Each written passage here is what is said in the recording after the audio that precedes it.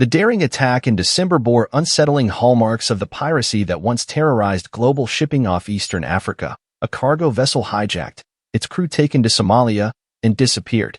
The successful capture of the foreign vessel was the first by Somali pirates since 2017 and follows a spike in armed seaborne attacks around the Horn of Africa not seen in years. Analysts caution that Somali piracy poses nowhere near the threat it did in 2011 when navies around the world had to deploy warships to beat back the scourge and restore order at sea. But this recent upswing in pirate activity has raised further concerns about marine security and shipping at a time when crucial trade corridors off Yemen have come under siege. The UK Marine Trade Operations, which monitors piracy, recorded 6 incidents off Somalia's coast since mid-December, from approaches by crews armed with machine guns and rocket launchers to successful hijackings. The Micah Center, a French maritime security agency, noted the possible resurgence of piracy off Somalia in a 2023 report. It recorded 9 attacks over that year, describing the number as novel. Many of these incidents occurred off Puntland, the historic hub of Somali piracy. The northern state wraps around the Horn of Africa and boasts long coastlines on the Gulf of Aden and the Indian Ocean.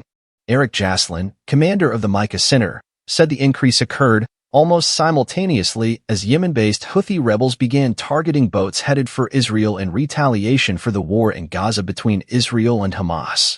Almost at the same time, we began to observe a phenomenon of piracy against dhows off the coast of Puntland, he said, referring to the traditional wooden fishing boats that sail the Indian Ocean. Hunting ground. Some dhow hijackings last year raised the possibility that Somalia's dormant crews could be re-equipping for attacks further out at sea, said Timothy Walker, a researcher at the Institute for Security Studies, ISS.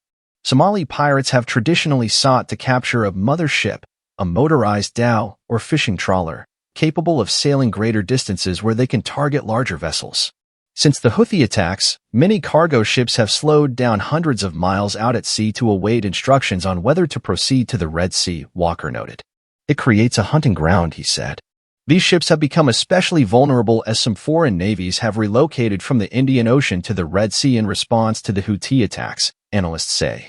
Local conditions in Somalia have also allowed pirates to regroup.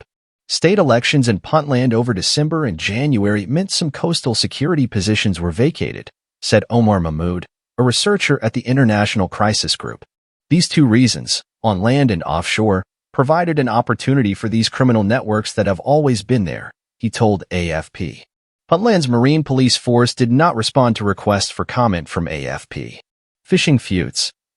In Isle, a traditional pirate stronghold on Puntland's east coast, locals say fishing trawlers from Southeast Asia, Iran, and Europe plundering seas off Somalia have stirred anger in coastal communities. The reason why the pirates are re-emerging is because of the widespread illegal fishing on the coast, said Ahmed Abdina, an elder from Isle. These attacks could still constitute piracy under global definitions and have surfaced time and again, experts say. A lot of justification for the pirates who were captured in the past was a kind of Robin Hood argument that they were preventing illegal fishing, Walker said.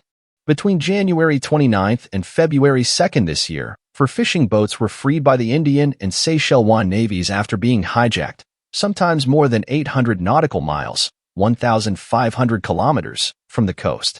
The further away from Somalia, the less likelihood for a connection to a fishing scenario, said Hans Tino Hansen, CEO of Danish maritime intelligence and security company Risk Intelligence. Deterrence. Analysts played down fears the bad days of Somali piracy were back, stressing the presence of foreign navies had deterred once wanton criminality at sea. The overall number of piracy attacks has fallen sharply from a 2011 peak, when internal chaos in Somalia, and the absence of a coast guard, allowed pirates to hijack commercial ships and hold crews to ransom.